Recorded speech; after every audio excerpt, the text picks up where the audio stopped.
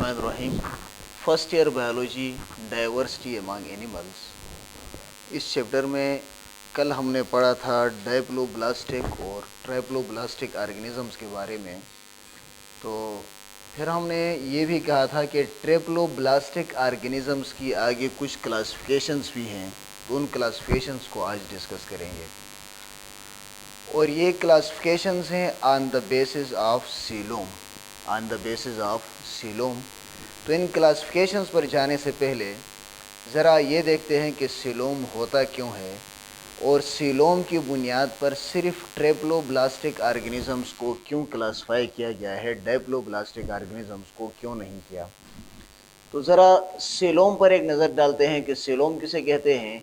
Body cavity formed by splitting of mesoderm, कि ये जानदारों की बॉडी के अंदर एक कैविटी होती है और ये बनती किससे है, formed by splitting of mesoderm, कि मेसोडर्म के स्प्लिट होने से ये कैविटी बनती है। तो मेसोडर्म डायप्लोब्लास्टिक ऑर्गेनिजम्स में नहीं होता, वहाँ पर सिर्फ दो डर्म्स होते हैं, एक एक्टोडर्म होता है, दूसरा एंडोडर्म होता है। और सीलोम बनता है मेसोडर्म की स्प्लिटिंग से, इसलिए सीलोम की बुनियाद पर ट्राइप्लोब्लास्टिक ऑर्गेनिजम्स को क्लासिफाई किया गया है।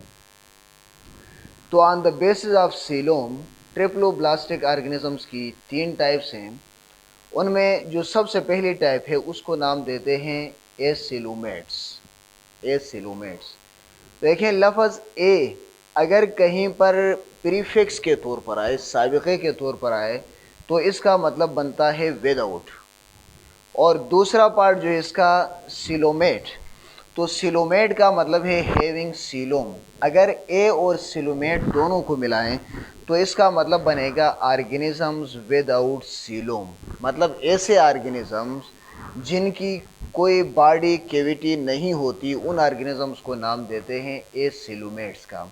अब बॉडी कैविटी क्यों नहीं होती, देखें यहाँ पर ट्राइप्लोब्लास्टिक ऑर्गेनिज्म की तीन लेयर्स बनाई हुई हैं। सबसे पहले ब्लैक लेयर जो बनी हुई है ये एक्टोडर्म की है, फिर उसके बाद रेड लेयर बनी हुई है मेसोडर्म की है, और उसके अंदर जो एक ग्रीन लेयर बनी हुई है ये एंडोडर्म की है। तो अब एक्टोडर्म और एंडोडर्म के दरमियान मुकम्मल तौर पर मेसोडर्म है, मतलब कोई खाली जगह, कोई होलो स्पेस या कोई कैविटी नहीं है। तो चूँकि यहाँ पर कैविटी नहीं है इसलिए ऐसे ऑर्गेनिजम्स को नाम देते हैं एसिलोमेट्स का। अब इनका जो मेसोडर्म होता है उस मेसोडर्म के बारे में थोड़ा सा पढ़ते हैं कि ये मेसोडर्म की कैरेक्टरिस्टिक्स क्या हैं। तो यहाँ पर मेसोडर्म होता है loose cellular tissues between ectoderm and endoderm, कि ये ग्रीन एंडोडर्म है, ब्लैक एक्टोडर्म है, इनके दरमियान जो मेसोडर्म है वो लूज टिश्यूज बनाता है, ठीक है। और उन लूज टिश्यूज को नाम देते हैं मेसेनकाइमा का या पेरेनकाइमा का। अब ये जो मेसेनकाइमा है या पेरेनकाइमा है, इनका काम क्या होता है, कि इनका काम ये होता है कि support internal organs by filling space between them, कि इन ऑर्गेनिजम्स की बॉडी में जो ऑर्गन्स होते हैं उन ऑर्गन्स के इर्द गिर्द जितनी भी जगह हो, उस जगह को मेसोडर्म लेयर के जो सेलुलर टिश्यूज होते हैं वो इस जगह को फिल करते हैं। जब इर्द गिर्द की जगह फिल होती है तो जो अंदर ऑर्गन्स होते हैं उन ऑर्गन्स को सपोर्ट मिलती है। और इसके बाद इनकी बॉडी के अंदर नो डेवलप्ड बॉडी सिस्टम्स, मतलब इनकी बॉडी के अंदर जो मुख्तलिफ़ किस्म के सिस्टम्स होते हैं वो वेल डेवलप्ड नहीं होते, सिर्फ एक्सक्रीटरी सिस्टम और नर्वस सिस्टम एक ख़ास हद तक इनकी बॉडी के अंदर डेवलप्ड होते हैं। ख़ास हद तक का मतलब ये है कि जो हायर एनिमल्स होते हैं उनकी बॉडी के अंदर जिस तरह एक्सक्रीटरी और नर्वस सिस्टम होता है उस तरह इनकी बॉडी के अंदर एक्सक्रीटरी और नर्वस सिस्टम नहीं होते, लेकिन इनकी बॉडी के दूसरे सिस्टम्स के मुकाबले में इनके एक्सक्रीटरी और नर्वस सिस्टम ज़्यादा डेवलप्ड होते हैं। और एसिलोमेट्स में फाइलम प्लेटीहेल्मिन्थ्स के जितने भी जानदार हैं वो सारे के सारे आते हैं एसिलोमेट्स में। और उसके बाद दूसरी टाइप है उसे नाम देते हैं सूडोसिलोमेट्स। तो इसके अंदर जो वर्ड सूडो है, सूडो का मतलब है फॉल्स, या फॉल्स की जगह हम यहाँ पर लिख सकते हैं नॉट ट्रू, लाजमी बात है, गलत होगा तो वो ठीक नहीं होगा, तो उसको नॉट ट्रू यहाँ पर लिखते हैं, थोड़ी देर बाद हमारे काम आएगा। और इसके बाद सीलोमेट का मतलब है हैविंग सीलोम, तो ऐसे जानदार जिनकी बॉडी के अंदर फॉल्स सीलोम हो, या यूं भी कह सकते हैं कि ऐसे जानदार जिनकी बॉडी के अंदर ट्रू सीलोम न हो, तो उन जानदारों को नाम देते हैं सूडो सीलोमेट्स का। अब ट्रू सीलोम होने का या न होने का क्या मतलब है?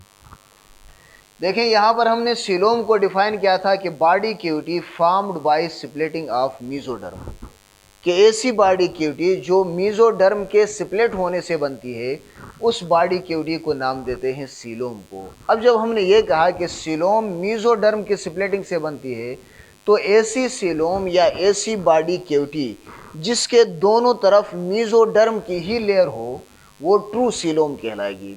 और ऐसी सीलोम या ऐसी बॉडी कैविटी जिसके दोनों तरफ मेसोडर्म के लेयर न हो, तो उसको हम ट्रू सीलोम नहीं कहेंगे। हालांकि इन सूडो सीलोमेट्स के अंदर भी हम देखेंगे कि इनमें बॉडी कैविटी होती है, लेकिन फिर भी उसको ट्रू बॉडी कैविटी या ट्रू सीलोम नहीं कहते, इसलिए कि वो दोनों तरफ से मेसोडर्म लेयर के साथ बाउंडेड नहीं होती। अब ये बनती कैसे है? Develop from blastocoel not from archenteron. इस पॉइंट पर जाने से पहले ज़रा इस चीज़ को इस डायग्राम से देखते हैं। देखें, यहाँ पर ये है एक्टोडर्म, ब्लैक जो लिखा हुआ है एक्टोडर्म है, फिर इसके अंदर मेसोडर्म है, मेसोडर्म और एंडोडर्म के दरमियान सीलोम है, मेसोडर्म और एंडोडर्म के दरमियान ये वाला पार्ट है सीलोम। तो अब अगर हम इस बॉडी कैविटी को देखें या इस सीलोम को देखें, इसकी एक तरफ मेसोडर्म है और इसकी दूसरी तरफ एंडोडर्म है। तो जब सीलोम दोनों तरफ से मेसोडर्म के साथ बाउंडेड ना हो, तो वो ट्रू सीलोम नहीं कहलाएगा, तो ये ट्रू सीलोम नहीं होता। अब इसका सीलोम बनता कैसे है?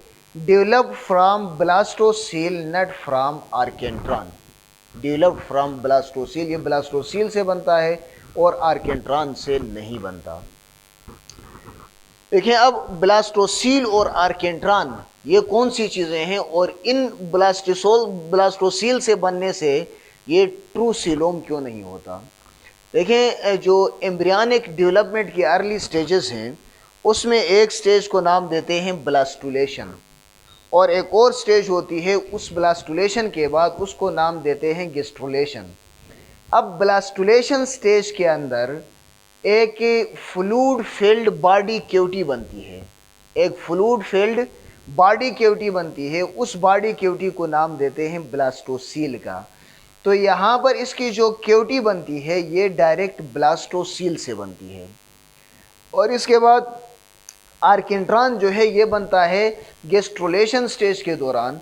और आर्केंट्रॉन होता क्या है कि ये एक ट्यूब लाइक कैविटी होती है, और इस ट्यूब लाइक कैविटी से ये इसका सीलोम नहीं बनता, बल्कि इसका सीलोम बनता है ब्लास्टोसील से, और ब्लास्टोसील से बना होने की वजह से ये ट्रू सीलोम नहीं होता।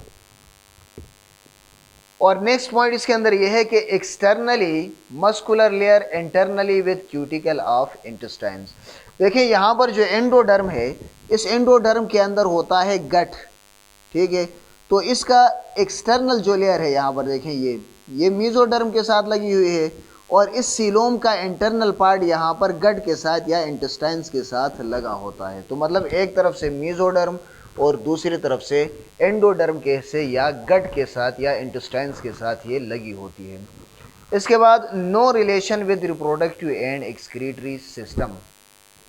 देखें, उमूमन ये होता है कि मेसोडर्म का रिप्रोडक्टिव और एक्सक्रीटरी सिस्टम के साथ ताल्लुक़ होता है, लेकिन सूडो सीलोमेट्स के अंदर मेसोडर्म का इनके रिप्रोडक्टिव सिस्टम और इनके एक्सक्रीटरी सिस्टम के साथ कोई ताल्लुक़ नहीं है।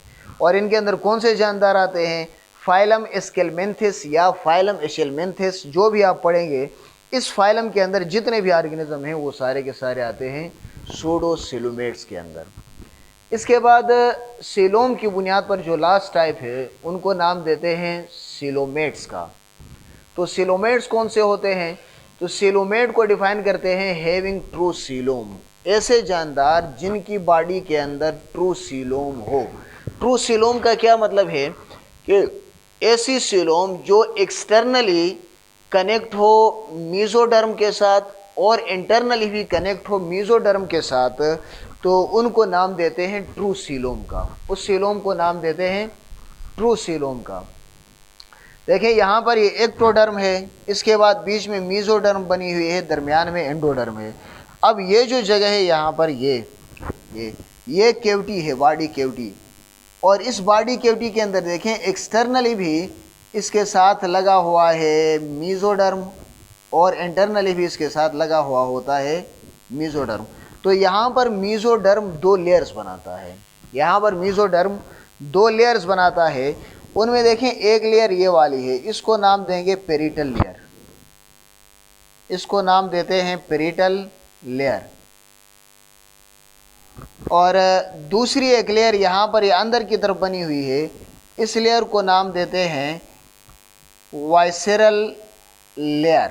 ये दो लेयर्स बनाता है। अब पेरिटल लेयर जो है, ये पेरिटल लेयर ये होती है बीनीथ, ये अंडरलाइन होती है एक्टोडर्म के, अंडरलाइन होती है, या ऐसी लेयर जो किसी जो जिस्म के अंदर किसी एक्सटर्नल वॉल के साथ लगी हुई हो, तो उसको नाम देते हैं पेरिटल लेयर। और वेस्कुलर लेयर ऐसी लेयर को कहते हैं कि जो आर्गन्स के इर्द गिर्द हो, उसको वेस्कुलर लेयर कहते हैं।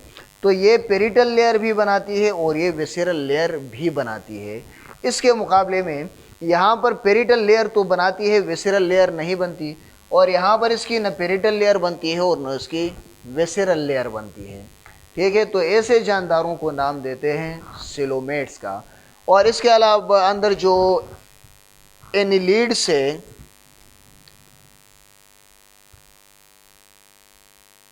फाइलम एनेलिडा से लेकर क्वाड्रेट्स तक जो आते हैं वो सारे के सारे आते हैं सिलोमेट्स में।